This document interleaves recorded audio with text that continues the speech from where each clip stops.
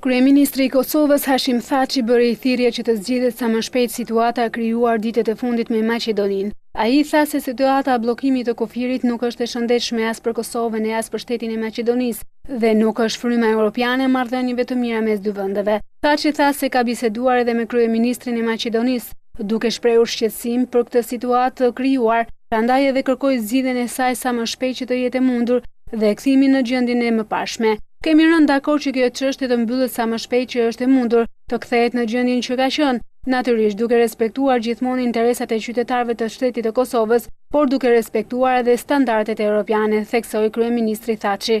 Zëvendës kryeministre dhe ministre e tregtisë, Mimoza Kusari Lila njoftoi kabinetin qeveritar se situata në kufirin e Maqedonisë vazhdon të mbetet e njëjtë dhe se sipas saj kjo situatë ka ardhur për shkak të refuzimit të Maqedonisë për heqjen e masës së ndalesës së importit të miellit.